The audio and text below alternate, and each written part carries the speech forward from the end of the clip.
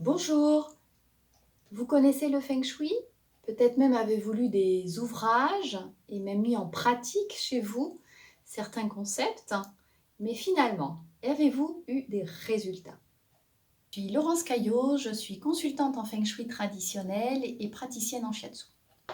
Donc j'ai moi-même étudié le Feng Shui il y a plusieurs années. J'ai même par la suite suivi une formation. Simplement, c'est que dans le temps, lorsque j'ai voulu le proposer à des clients, eh bien, je sentais que j'étais dans l'incapacité de répondre à certains de leurs questionnements. Ce feng shui, qui a été importé en Europe dans les années 80, vulgarisait les concepts, il l'avait vraiment simplifié pour le mettre à la portée de nous, Européens. C'est un feng shui qui n'est pas du tout concret, qui n'a aucun contenu et qui est totalement inefficace. Il est principalement basé sur des objets symboliques. Donc vous pouvez trouver dans ce feng shui des canards mandarins qui étaient censés soutenir les relations amoureuses. Vous aviez également le pakwa, il y avait des images qui devaient représenter ou des montagnes ou de l'eau pour activer la richesse ou la santé. Vous aviez également des séries de pièces reliées par un fil rouge qui était censé soutenir la richesse, les carillons, les tortues à trois pattes et tout un tas d'objets qui vraiment ne soutenaient que le côté psychologique de la personne et rien d'autre. Du coup, eh bien, j'ai approfondi mes recherches et c'est là que j'ai donc découvert qu'il existait le feng shui traditionnel qui est vraiment tiré des textes anciens. Et donc, j'ai repris ma formation auprès de Florence Jacquier de l'Institut Suisse qui a reçu cet enseignement du grand maître Yap Cheng Hai, qui sont vraiment un feng shui pur et originel. Ce feng shui m'a vraiment montré à quel point le concept était très poussé et évidemment n'avait strictement rien à voir avec ce que j'avais pu étudier auparavant.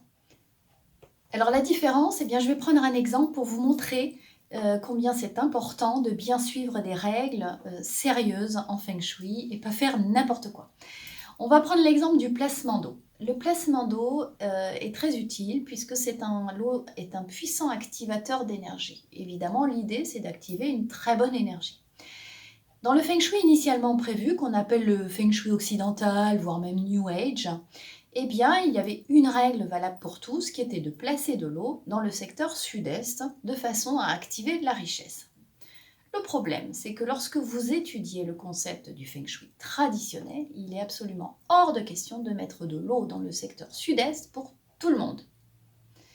Parce que le placement de l'eau en feng shui traditionnel doit suivre des règles importantes telles que un bon secteur, une bonne étoile volante et un esprit faux, voire faux pur, et de nombreux paramètres qu'à aucun moment on ne se préoccupe dans le feng shui occidental. Prenons l'exemple d'une femme qui est née en 1959.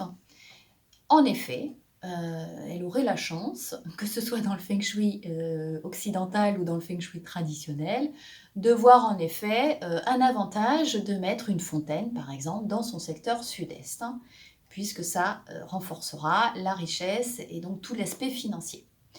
Par contre, s'il s'agit d'une femme qui est née en 1956, eh bien là, le positionnement de l'eau activera une énergie que l'on appelle liusha en feng shui traditionnel et qui va donc, à l'inverse, pourrait provoquer des problèmes de procès et des échecs sentimentaux. Vous comprenez bien que ce n'est pas du tout la même chose. Pour une femme de 1975, là, ça activerait, en mettant de l'eau au sud-est, l'énergie que l'on appelle Junming, qui est la pire des énergies et qui pourrait l'amener à de très gros problèmes de santé, voire même des accidents très graves. Alors, je vais même vous donner un exemple de situation. J'ai été amenée à faire pendant de nombreuses années des salons et donc des conférences, tant sur le shiatsu que sur le feng shui. Et donc là, en l'occurrence, sur le feng shui, j'ai le souvenir de deux personnes qui étaient venues à ma rencontre en me faisant part de toute leur expérience à travers le feng shui, tout ce qu'elles avaient pu faire, en me disant qu'elles avaient a priori eu des résultats, etc. Ben, j'ai dit très bien, merveilleux, c'est l'essentiel. Et elles me disent, mais on va quand même venir assister à votre conférence. Et donc c'est là que, à la fin de mon intervention, eh bien, elles sont venues me retrouver et m'ont dit, ah oui, en effet, ce n'est pas le même Feng Shui. Et elles ont donc d'ailleurs fini par me demander une expertise de leur domicile. Et finalement, elles ont pu se rendre compte des erreurs qu'elles avaient pu faire, de pourquoi il n'y avait pas eu de résultats sur certains aspects et du coup de pouvoir débloquer des situations qu'elles n'avaient pas pu voir évoluer auparavant. Voilà. Alors pour récapituler, en fait, une véritable expertise en Feng Shui traditionnel, ça comprend quoi?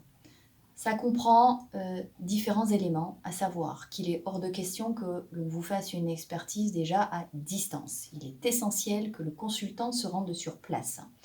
Pour la simple et bonne raison qu'il utilise un luopan, qui est une boussole chinoise très perfectionnée, et qu'il se doit de faire un relevé précis de l'orientation de votre maison, et c'est une orientation non pas géographique, mais donc magnétique.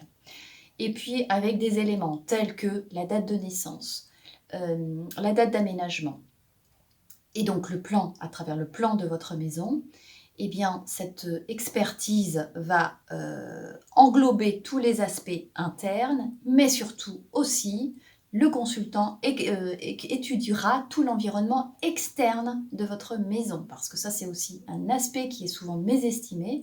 Or, il faut savoir que l'environnement externe compte pour 70% dans ce que vous pouvez vivre dans votre vie, au niveau du Feng Shui, bien sûr.